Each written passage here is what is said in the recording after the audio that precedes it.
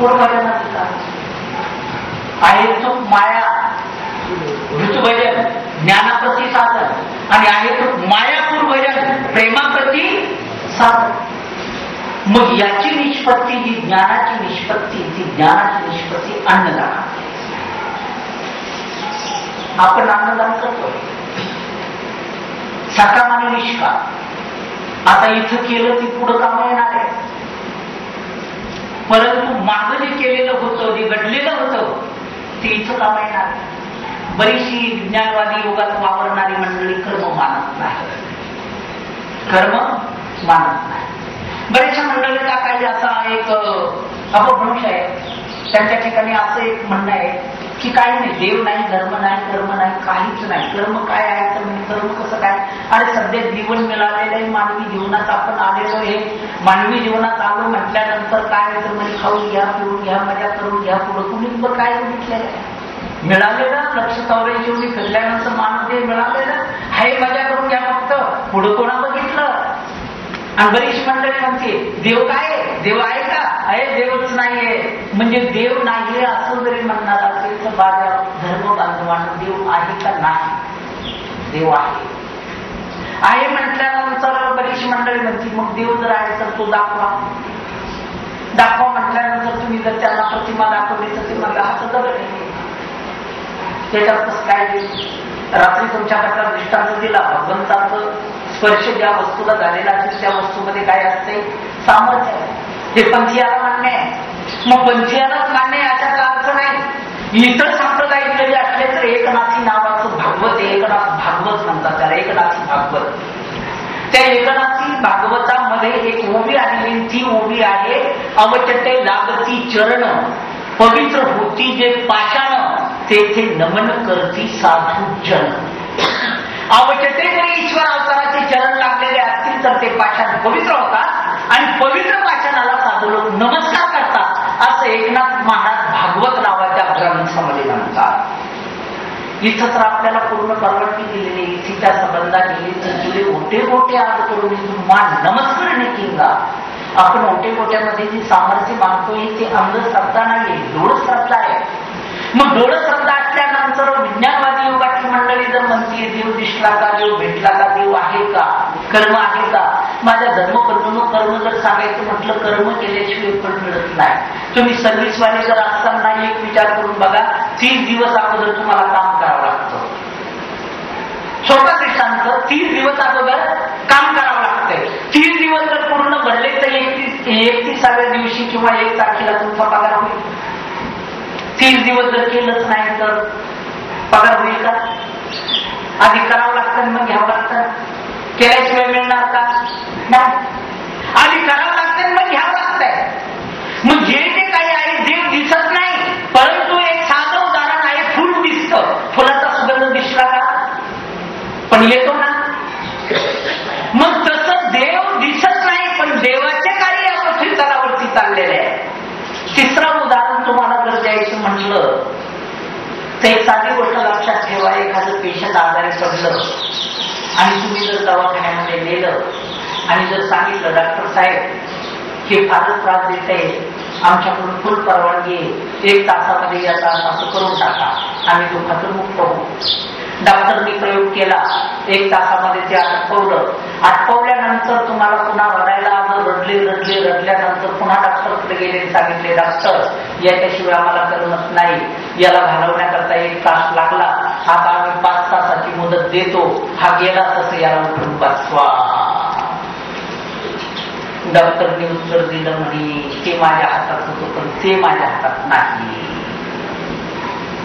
याला घालवायचं होतं ती माझ्याकडे प्रक्रिया होती, विषाचं इंजेक्शन होतं पण अमृताचं इंजेक्शन माझ्याकडे नाही. मी याला घालू शकलो पण उठून बसू शकत नाही का? म्हणजे माझ्यावर एक शक्ती आहे, माझ्यावर एक शक्ती आहे. मग डॉक्टरच्या वर जी असणारी शक्ती तीच परमेश्वराने सर्व सूत्र आपल्या हातामध्ये दिलेले नाही, एक सूत्र त्याच्याकडे ठेवलेलं आहे आणि त्या सूत्रास्तवच परमेश्वर आहे. एवढंच नाही, 114 दृष्टांतापैकी 43वा दृष्टांत हस्तीचा आहे. हस्तीचा दृष्टांत. गाव हत्ती आला त्याचं जाती आणले, हत्ती पाहू गेले, एके पाव देखील, एके पोट देखील, एके पाठ देखील, एके वृक्ष देखील, एके सोडू देखील, एके काढू देखील. मग घरा येऊन एकमेका संवादाची आले, तो हत्ती देखील हत्ती काय सारखी. म्हणजे हे ते रूपक वापरलेले. गावामध्ये हत्ती आला तिथं जन्मदात आणणारे 6 हत्ती बघण्याकरता गेले. मग हत्ती बघण्याकरता गेल्यानंतर ज्या अंधाऱ्याला जो अवयव बघितला त्याच अवयवाला तो परमेश्वर म्हणत होता. परंतु तयांतू एक डोळस, एक डोळ्याला त्याने सांगितलं, अरे बाबा हो, तुम्ही आत्ता भांडू नका. हा हत्तीचा एक एक अवयव होय, हा हत्तीचा अवयव बरा, हत्ती नव्हे. ऐसा अवयवित तो हत्ती. जेव्हा सर्व अवयव एकत्रित येतील तेव्हा तो हत्ती तयार होणार. त्याचा अज्ञानाचा जमाव जर असला, जी शक्ती प्रकाशित होती अशी परमेश्वर म्हणते. अज्ञानत्व आहे. आणि अज्ञानत्व असल्यानंतर ज्याला जी शक्ती प्रकाशित होती त्या शक्तीला परमेश्वर म्हणतो. परंतु तयामध्ये एक ज्ञानी जर असेल तर तो ज्ञानी समजून सांगतो की बाबांनो, ही परमेश्वराची एक एक शक्ती आहे. ऐसा शक्तियुक्त तो परमेश्वर. युक्त म्हणजे वेगळा. इथं युक्त शब्दाचा अर्थ काय? वेगळा. शक्तीचा युक्त वेगळा असलेला चैतन्यापर परमेश्वर, चैतन्याच्याही पलीकडं तो परमेश्वर आहे. मग याला प्रमाण जर म्हटलं तर भागवतकार सुद्धा म्हणतात, माया म्हणजे भगवत शक्ती.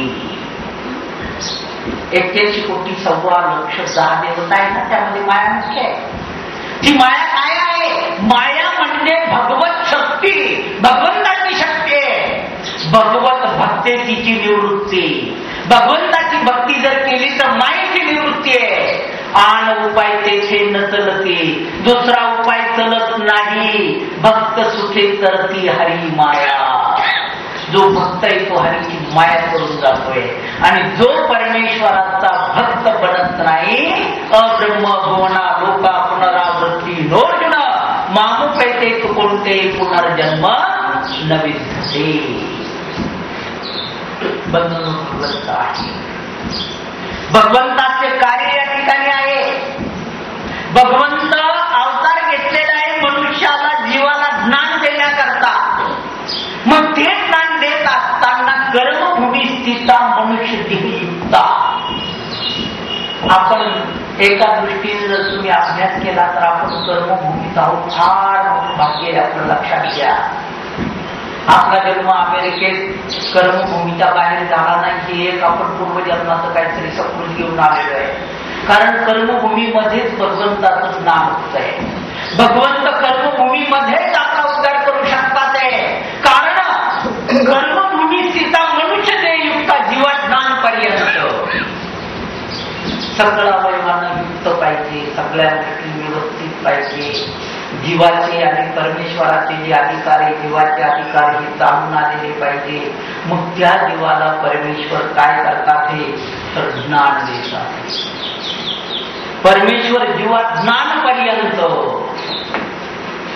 अगदी परमेश्वराच्या मुखानं ते ज्ञान आहे. त्यावेळाची स्थिती काही वेगळीच आहे. मग अशा प्रकारचा आपुला संबंध देती म्हणजे ज्ञान लक्षण या ठिकाणी संबंध दिलेला आहे. ज्ञान लक्षण वास्तविक स्पर्श नाही, ज्ञान लक्षण. मग ज्ञान लक्षण संबंध या जीवाला झालेला आहे. ज्ञानाचा बोध झालेला आहे या ठिकाणी एक प्रकारचा. मग ज्ञान देतात काय ना, एका प्रेम संचरती. ज्याचा भूत वजनाधिकार असेल त्याला ज्ञान, आणि ज्याचा पूर्व वजनाधिकार असेल त्याला प्रेम. परमेश्वर प्रेम सुद्धा ज्ञानामध्ये आणि प्रेमामध्ये थोडा फरक. तुम्हाला काल सांगितलं, मूळ सृष्टीला भगवंताची सगळ्या जीवाला प्रेम देण्याची इच्छा आहे. पण त्या प्रेमाला आपण पात्र झालेलो नाही. 14 प्रेमाच्या उपाय पैकी जर एक उपाय तुम्ही घडून घेतला, आपण सुद्धा प्रेमाला पात्र होणार. पण ती तशा प्रकारची तळमळ पाहिजे, आस्त पाहिजे, दुःख पाहिजे. ते दुःख, ती तळमळ, ती जर जोडून घेतलेला असेल तर भगवंत आपल्याला सुद्धा देणार. मग एका देवाला प्रेम देतात. मग प्रेमाला प्रेम जर दिलं तर त्याला काय म्हणतात? प्रेम बोलीचे भक्ती बोली. त्याला प्रेमिया सुद्धा म्हटलं जातं, त्याला भक्त सुद्धा म्हटल्या जातं. मग प्रेमदाचा जर संचार झाला तर काय होतंय ना, प्रेम संचार मात्रे विकार विकल्प स्वभाव ये तिन्ही उच्छिदुनी जाती. भगवंताचं प्रेम म्हणजे प्रेम संचारल्या बरोबर. तसे आमचे सर्वज्ञ श्री चक्रधर स्वामी मेकर या गावी होते. 6 महिन्याचं वास्तव्य मेकरला आहे. पण 6 महिने भगवंत मेकरला असताना सुद्धा बाईसाच्या दोषाचं चिंतन करत होते. बाईसा कुठं होत्या? स्वामी कुठं होते? मेकरला. मेकरला असल्यानंतर भगवंतानं त्या बाईसाच्या दोषाचं चिंतन केलं आणि बाईसाला सुद्धा प्रेम देण्याकरता जर जायचंय तर बाईसाचा सुद्धा पहिला अधिकार खूप उत्तम प्रकारचा आहे. पूर्वी माता ऋषी ईश्वर सेवा घडली म्हणून घरा जाऊन सबंधू दिधला. पूर्वी बाईसाला सेवा घडली आणि ती पूर्वी सेवा घडलेली या ठिकाणी काम आलेली आहे. आणि म्हणून भगवंतानं 6 महिने दोषाचं चिंतन करून आटन विजन भिक्षा भोजन करत करत करत भगवंत पैठणला जाऊन पोचलेले. पण हा जीव असा आहे जोपर्यंत भगवंताकडून याच्याकडे काही शक्तीचा संचार होत नाही तोपर्यंत हा भगवंताला ओळखू शकत नाही. भगवंत काय आहे, परमेश्वर काय आहे, परमेश्वरानं जर जाणीव करून दिली, संचार जर केला, जाणीव झाली तर हा परमेश्वरी ओळख होतीये. त्याच बाईसाच्या द्वारामध्ये जेव्हा भगवंत गेले, बाईसाला ओळख नसल्यामुळे बाईसानं काय केलं? भगवंताला पाय पुसणं बसायला टाकलं. पाय पुसणं